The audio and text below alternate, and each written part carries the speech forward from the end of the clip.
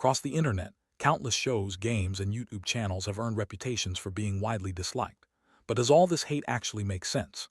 Today, we're diving into four very different pieces of media: a children's TV show, a mascot horror game, a preschool cartoon, and a YouTube channel making Among Us videos.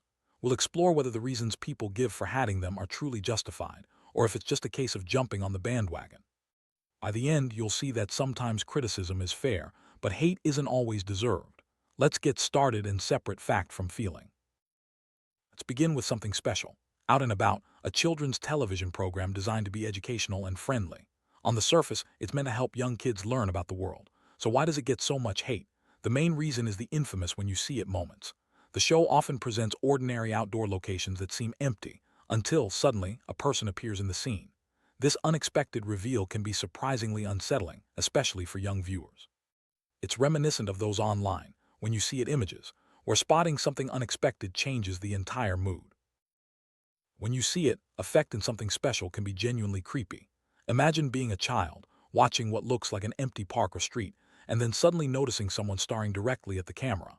For young viewers, these moments can be startling and even a bit frightening. The show doesn't intend to scare, but the combination of camera angles and intense facial expressions sometimes creates an unsettling vibe. One notable example is from Season 7's Outside episode, where a woman's expression is particularly intense, making the scene feel much more uncomfortable than typical children's programming. Beyond the creepy moments, something special has faced controversy for other reasons. In one instance, Mr. Tumble calls a girl a monkey, which some viewers found racially insensitive. While the word can be a harmless nickname for a mischievous child, context matters. If viewers feel uncomfortable or find the wording inappropriate, their criticism is valid. These moments, combined with the unsettling scenes, contribute to the show's strange reputation. It's important to recognize that not every episode is problematic, nor should everyone involved be attacked, but these specific criticisms do have merit. So does something special, Out and About, deserve the hate it gets? In this case, yes. The unsettling when you see it moments can genuinely be creepy for children, and the controversial monkey comment is a valid point of discussion. While not every episode is problematic and not everyone involved should be blamed, these specific issues justify some of the criticism. It's a rare case where the hate isn't just mindless, it's based on real concern. Now, let's move on to our next example, a mascot horror game that's been called a ripoff. Next up is Garten of Banban, a mascot horror game that's faced a tidal wave of criticism online. The main accusation: it's a ripoff of popular games like Poppy Playtime and Five Nights at Freddy's. The mascot horror genre is known for its colorful characters, creepy mascots, mysterious locations, and childhood imagery. So when Garten of Banban appeared, many people immediately labeled it as just another clone. But is being inspired by a genre the same as being a ripoff? Let's dig deeper. It's important to remember that genres naturally share ideas. Superhero movies, racing games, and platformers all have common features, and mascot horror is no different. Garten of Banban may remind players of Poppy Playtime or FNAF, but that doesn't automatically mean it's stealing everything. There are legitimate criticisms. Gameplay, graphics, writing, and technical quality can all be debated. But simply saying, it looks like another mascot horror game so it deserves hate, isn't enough. Inspiration doesn't equal imitation. So does Garten of Banban deserve all the hate it gets? The answer is no. While it's fair to criticize aspects like gameplay or story, the fact that it shares similarities with other mascot horror games isn't enough to justify endless negativity. Everyone is entitled to their opinion. Some may love it, others may hate it, and that's okay. But attacking the game or its fans just because it fits a genre trend isn't fair. Let's move on to our next example, a preschool cartoon that made some kids cry. Now we turn to Lou and the Bally Bunch, a preschool cartoon that's been criticized because children sometimes get upset or cry while watching it.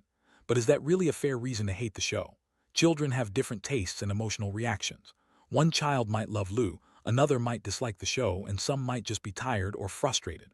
Emotional responses are normal, especially for preschoolers. The show's stories focus on friendship, emotions, and social situations, so it's not surprising that kids react strongly. It's important to remember that not every children's program is meant to appeal to every child. If a child doesn't like Lou and the Bally Bunch, that's perfectly fine. Just turn it off and watch something else. Turning "my child doesn't like this show" into "this show deserves hate" is a huge leap. Genuine criticisms like not enjoying the animation or finding the stories repetitive are valid and can be discussed. But simply saying, "children cry when watching it," isn't enough to justify hate. So does Lou and the Bally Bunch deserve the hate it sometimes receives? The answer is no. Children having negative reactions to a preschool program doesn't automatically make it a bad show. Kids are individuals with their own preferences and feelings. If someone has specific, thoughtful criticism, that's fair.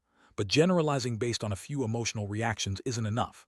Now, let's look at our final example, a YouTube channel making Among Us videos. Finally, we have Cherries Among Us videos, which are often criticized for being clickbait and based on fan-made stories. Clickbait can definitely be frustrating. You see an eye-catching thumbnail or a wild title click, and the video doesn't deliver what you expected. That's a valid criticism, but making fan-made content isn't automatically a bad thing. The internet is full of creative fan projects, and Among Us is especially popular for fictional stories because of its simple characters and setting. Important to separate criticism of misleading thumbnails or exaggerated titles from having all fan-made Among Us videos. If a specific video is misleading, it's fair to criticize that video. But fan-made stories are a form of entertainment, and people are allowed to enjoy them. Not everyone will like the style, and that's okay. Preferring traditional gameplay or different types of content is normal, but the existence of fan-made Among Us stories isn't a reason to hate the entire channel. So does Cherries Among Us channel deserve the hate it sometimes gets? The answer is no. Criticize misleading thumbnails or exaggerated titles if you want, but don't generalize that all fan-made Among Us stories are bad. They're just another form of entertainment, and viewers can choose what they enjoy. Now, let's wrap up with the final results and what we can learn from these 4 examples. After looking at all 4 examples, here's the final scoreboard. Something special, out and about. Yes, the hate is justified due to genuinely unsettling moments and a controversial comment. Garten of Banban, no, similarities to other games don't justify hate. Lou and the Bally Bunch, no, kids' emotional reactions aren't enough reason. Cherries Among Us videos, no, fan-made content isn't inherently bad. The key takeaway, criticism is different from hate. It's okay not to like something, but it's important to look at the actual reasons before joining in on the negativity. Everyone has different tastes, and that's what makes media so interesting.